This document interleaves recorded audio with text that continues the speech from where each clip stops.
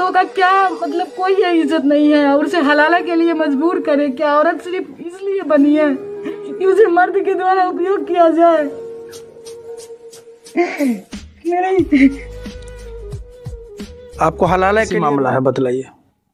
जी, मेरी शादी 2018 में 6 दिसंबर को हुई और मेरी शादी से कुछ दिन ठीक चला, जिस बीच मुझे एक लड़का पैदा हुआ।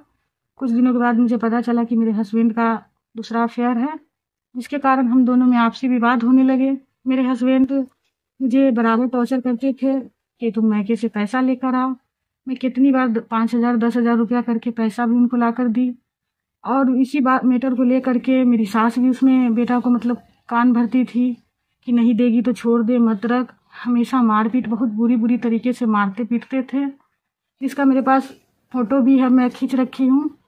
और वो मुझे मेरी सास बोलती थी कि नहीं ला के देगी तो खाना बंद कर देते थे।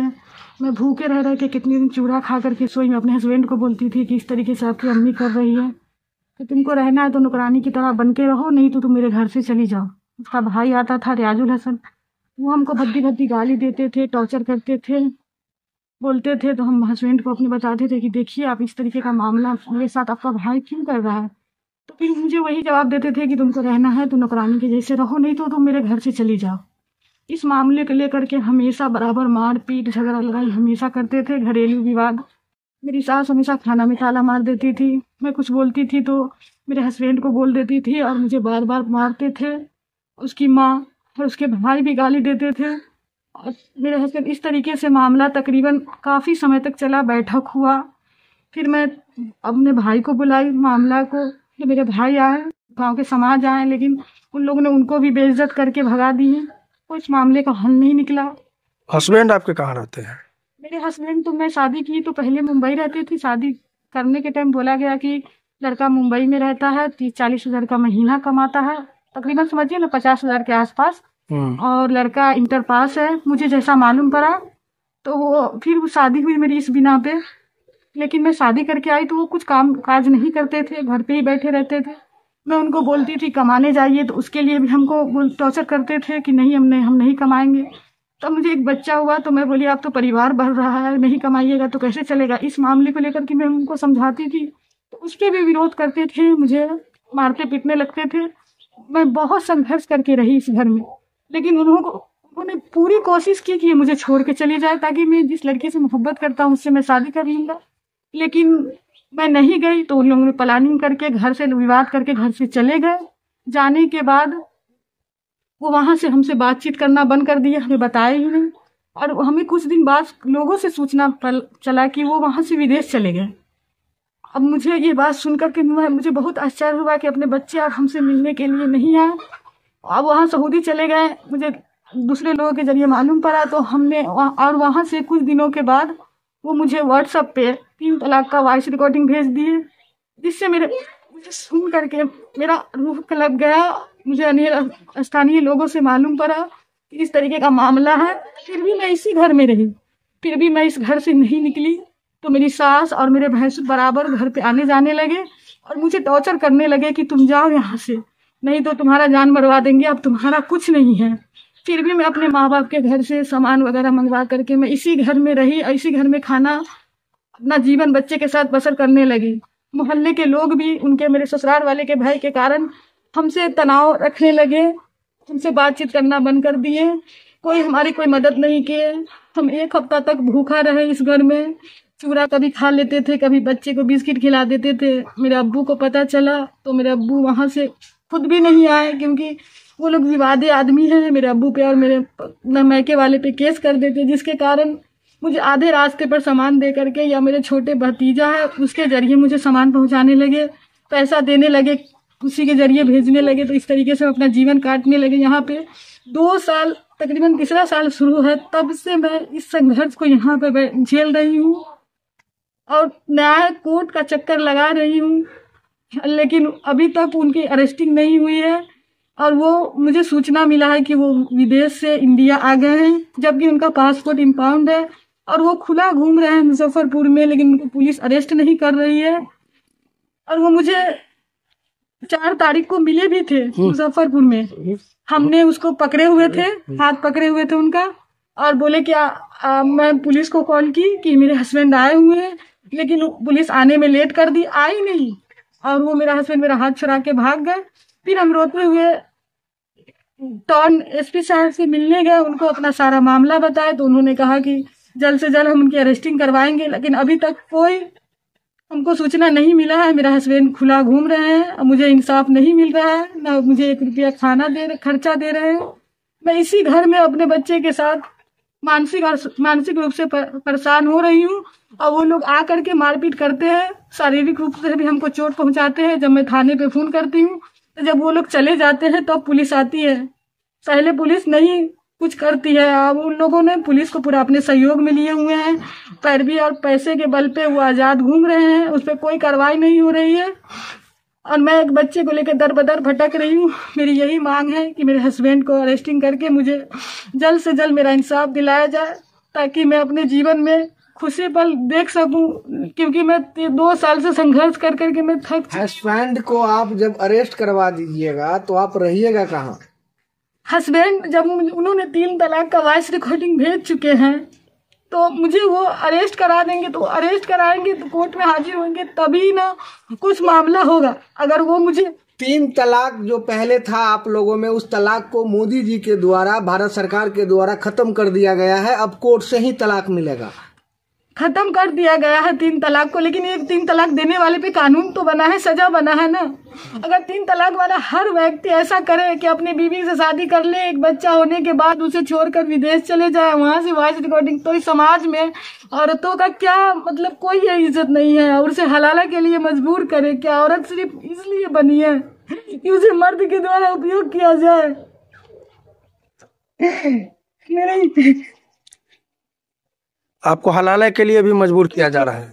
मुझे मजबूर किया जा रहा है, और तलाक दिलाने में भी मेरी सास और भैंसुर का हाथ है। वो लोग बेटा का दूसरी शादी करवाना चाहते हैं। न्यायालय से क्या कहना चाहेंगे, क्या मांग है आपका? न्यायालय से ये मांग है कि मेरे पति की जल्द से जल्द अरेस्टिंग हो, ताकि मुझे अपना न्याय मिले और मैं कोर्ट कचहरी का चक्कर लगाना बंद करूं।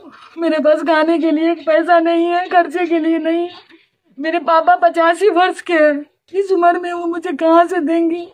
जो थोड़ा बहुत देते हैं उससे अपना जीवन बसर करते हैं। मेरे बच्चे को पढ़ाई कराने के लिए उनके पास पैसा नहीं है, वो 4 साल का हो गया। बच्चे का भविष्य क्या होगा? मेरा यही प्रार्थना है कि उनकी जल्द से जल्द उनकी गिरफ्तारी हो। और प्रशासन की ओर से आपको क्या मिला है सुरक्षा के लिए? कुछ नहीं मिला है, सुरक्षा के लिए कुछ नहीं मिला प्रशासन की तरफ से। कहाँ अभी तक आप गए हैं सुरक्षा के गुहार के लिए? सुरक्षा के गुहार के लिए हम राय थाना गए, महिला थाना गए, एसपी के यहाँ गए, डीएसपी साहब के यहाँ गए, दिल्ली गए, पटना गए, लोक अदालत, हर तरफ गए, लेकिन कुछ अभी तो कुछ कार्रवाई नहीं हो रही है। आरोपी खुलेआम घूम रहा है। समस्या आपको कहाँ लग रहा है? आपके हस्बैंड और आपके बीच में जो इस तरह का बात विवाद हुआ और मामला तलाक तक आ गया, मेन समस्या आपको कहाँ लग रहा है? कि समस्या ये है कि मेरे हस्बैंड का दूसरी लड़की से अफेयर है और वो शादी करना चाहते। अभी तो सूचना मिली है कि वो शादी कर भी लिए है, जिसके कारण वो मुझे प्रताड़ित कर रहे हैं। अब दहेज का मांग करते थे, वो लोभी आदमी है, इसलिए। क्या प्रूफ है जो उसके दूसरे के साथ अफेयर है? जी, हम उनको कितनी बार अपने रंगे हाथ देखे हैं बात करते हुए, और कितनी बार उनसे बात वीडियो कॉल पे बद्दी बात करते हुए अपनी नजर से देखे। और जो मैं रिकॉर्ड कर रखी थी मोबाइल में, सारे एविडेंस को मेरे फोड़ दिया गया, मोबाइल को ही तोड़ दिया गया ताकि इसके पास सबूत न हो। आपके सामने में भी बातचीत करते थे? फोटो के साथ मतलब अजीब हरकतें करते थे, बात करते थे। मैं जब उनको बोलती थी तो मुझे मारते थे। मैं उसका एविडेंस बना ली, रिकॉर्डिंग कर ली, तो मोबाइल को तोड़ दिए। बोलेंगे तुमको रहना है तो ये सब सह के रहो। मैं ये सब का विरोध की, तो इसके लिए मेरे साथ ऐसा अन्याय कर रहे हैं। अब हम कहाँ से उनको पैसा ला के दे? मेरे अब्बू गरीब है, 85 वर्ष की उम्र में मेरे अब्बू कमाए, उनको पैसा ला के देने के लिए पैसे की मांग बार बार करते थे, क्योंकि बेरोजगार घर पे बैठे रहते थे, कमाते नहीं थे। अब ऐसी परिस्थिति में हम क्या करें? अब आप क्या चाह रहे हैं? हम चाह रहे हैं कि मेरे हस्बैंड को बुलाया जाए, उनके कोर्ट में उसको हाजिर किया जाए, उनकी अरेस्टिंग की जाए, ताकि मुझे अपना न्याय मिले। वो जो खुला घूम रहे हैं, मुजफ्फरपुर में ही छुपे हुए हैं, और उनके छुपाने वाले उनके गांव के लोग हैं जो सहयोगी हैं, जो मुजीबुर रहमान साहब जो मौलाना है, मदरसा उनका मुजफ्फरपुर में चल रहा है, उनके बेटा के साथ 4 तारीख को आए हुए थे। अभी उनके पास है कि कहाँ है मुझे नहीं पता, लेकिन वो लोग उनका सहयोग कर रहे हैं, जिनका नाम रोशन है। तो आप यहाँ जो है ये अभी जहाँ बैठे हुए ये आपका ससुराल है? जी, मैं ससुराल में ही रह रही हूँ, जिसके कारण मुझे और प्रताड़ित किया जा रहा है कि ताकि ये घर छोड़कर चली जाए। मुझे ये भी धमकी दिया जा रहा है ससुराल वाले के द्वारा कि तुम घर से नहीं गए तो तुम्हारी किडनैपिंग करा देंगे या तुम्हारे जान मरवा देंगे। वो अपने बच्चे तक को भी प्यार नहीं करते हैं, 1 रुपया खर्चा भी नहीं देते। मेंटेनेंस का केस भी कोर्ट में अभी चल रहा है, हेयरिंग पे है, अभी तक मुझे मेंटेनेंस भी नहीं मिला है। 2 साल हो गया है केस किए हुए।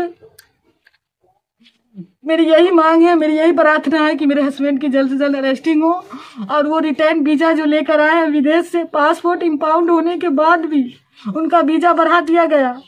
क्या आप चाहते हैं कि वो विदेश चला जाए या विदेश नहीं जाए? हम चाहते हैं कि वो, मुझे डर है कि वो कहते हैं कि मेरे पास पैसा है, पावर है, मैं कुछ भी कर सकता हूँ। ये बात साबित भी हुआ।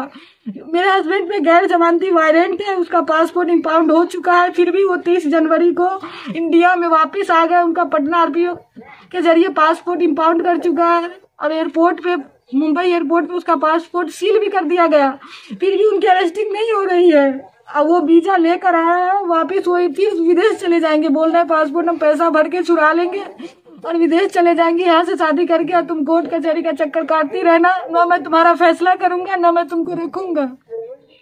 अब ऐसी परिस्थिति में मैं क्या करूँ, कहाँ जाऊँ? मुझे इस घर में मैं भूखे कब तक रहूँ, कब तक अपने माँ बाप के घर से लाके गाँव? मेरा 4 साल का एक बेटा है, उसका विकास क्या होगा? उसको मैं कहाँ से पढ़ाऊँ लिखाऊँ? हम दोनों की जिंदगी को नर्क बनाया हुआ। यही प्रार्थना है कि उनकी अरेस्टिंग की जाए और मुझे मेरा न्याय दिलाया जाए, वो इंडिया से भाग ना पाए, जिसके कारण उनका वीजा जो लगा उनको रद्द किया जाए और मुझे अपना न्याय मिले। मुझे मेरी यही गुहार है सभी से।